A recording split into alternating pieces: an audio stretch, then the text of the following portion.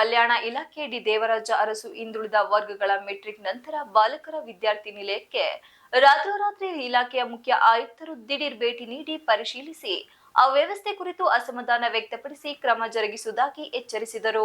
ನಗರದ ಆಕಾಶವಾಣಿ ಬಳಿ ಇರುವ ಹಿಂದುಳಿದ ವರ್ಗಗಳ ಕಲ್ಯಾಣ ಇಲಾಖೆ ಜಿಲ್ಲಾ ಕಚೇರಿ ಸಮೀಪ ಇರುವ ಹಾಸ್ಟೆಲ್ಗೆ ಶನಿವಾರ ರಾತ್ರಿ ಇಲಾಖೆಯ ಮುಖ್ಯ ಆಯುಕ್ತರಾದ ಕೆ. ಶ್ರೀನಿವಾಸ್ ಅವರ ತಂಡ ದಿಢೀರ್ ಭೇಟಿ ನೀಡಿದಾಗ ಅಲ್ಲಿನ ಅಧಿಕಾರಿಗಳು ಹಾಗೂ ಸಿಬ್ಬಂದಿ ಆತಂಕಗೊಂಡರು. ಕೊಠಡಿ, ಊಟದ ಕೊಠಡಿ, ಮಲಗುವ ಕೊಠಡಿ ಹಾಗೂ ಶೌಚಾಲಯ ಇತರೆ ಕಡೆ ಖುದ್ದಾಗಿ ಹೋಗಿ ಪರಿಶೀಲಿಸಿದರು.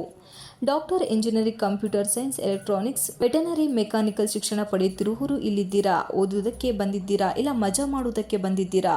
ಓದುವ ವೇಳೆ ಇವೆಲ್ಲ ಬೇಕಾ? ನಿಮ್ಮಪ್ಪ ಅಮ್ಮ ಇದಕ್ಕೆ ಓದಲು ಕಳಿಸಿದ್ದಾರಾ? ತಂದೆ ತಾಯಿ ಕಷ್ಟಪಟ್ಟು ಓದಿಸ್ತಾರೆ, ಅವರ ಹೆಸರು ಉಳಿಸಬೇಕು ಎಂದು ವಿದ್ಯಾರ್ಥಿಗಳಿಗೆ ತರಾಟೆಗೆ ತೆಗೆದುಕೊಂಡರು. ಈ ಹಾಸ್ಟೆಲಿನ ಅಡುಗೆ ಮಾಡುವವರು ಬೆಳಗ್ಗೆ ಇರುವವರು ಸಂಜೆ ಇರುವುದಿಲ್ಲ, ಬೇರೆಯವರು ಬಂದು ಅಡುಗೆ ಮಾಡುತ್ತಾರೆ ಎಂದು ವಿದ್ಯಾರ್ಥಿಗಳು ವಿವರಿಸಿದರು.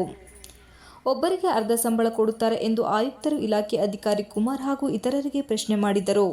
ಇದಕ್ಕೆ ಉತ್ತರಿಸಿದ ಇಲಾಖೆ ಅಧಿಕಾರಿ, ಈ ಹಾಸ್ಟೆಲ್ನಲ್ಲಿ 165 ವಿದ್ಯಾರ್ಥಿಗಳು ಇದ್ದು ಚಿಕನ್ ಎಷ್ಟು ಕೆಜಿ ತರುತ್ತಾರೆ, ಒಬ್ಬರಿಗೆ ಎಷ್ಟು ಚಿಕನ್ ಕೊಡುತ್ತೀರಾ ಎಂದು ಅಡುಗೆ ಮಾಡುವ ಮಹಿಳೆಯರಿಗೆ ಪ್ರಶ್ನೆ ಮಾಡಿದರು.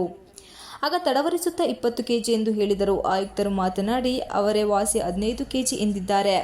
ಚಿಕನ್ ತಂದ ಮೇಲೆ ಹಾಸ್ಟೆಲ್ನಲ್ಲಿ ತೂಕ ಮಾಡಬೇಕು, ಇವೆಲ್ಲ ವ್ಯವಸ್ಥೆ ಇಲ್ಲವೇ ಎಂದು ತಾಕೀತು ಮಾಡಿದರು. ಇಷ್ಟು ಹುಡುಗರಿಗೆ ಎಷ್ಟು ಇಡ್ಲಿ ಮಾಡುತ್ತೀರಾ ಎಂದು ಪ್ರಶ್ನೆ ಮಾಡಿದಾಗ 400 ಇಡ್ಲಿ ಎಂದರು.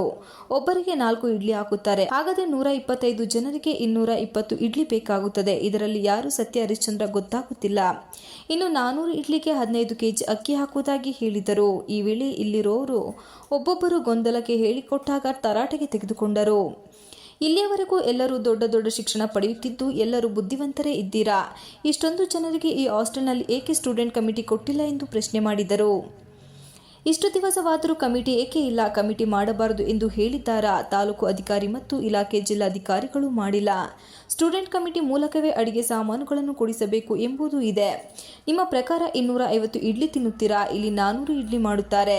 ಇಲ್ಲಿ ಒಂದಕ್ಕೊಂದು ತಾಳನೆ ಆಗುತ್ತಿಲ್ಲ. ಇಲ್ಲಿ ನಡೆಯುವ ಗೋಲ್ಮಾಲ್ ಗೊತ್ತಾಗುತ್ತದೆ ಎಂದು ಕಮಿಟಿ ಮಾಡಿಲ್ಲವೇ ಎಂದು ಅಧಿಕಾರಿಗಳ ವಿರುದ್ಧ ಸಿಡಿಮಿಡಿಗೊಂಡರು.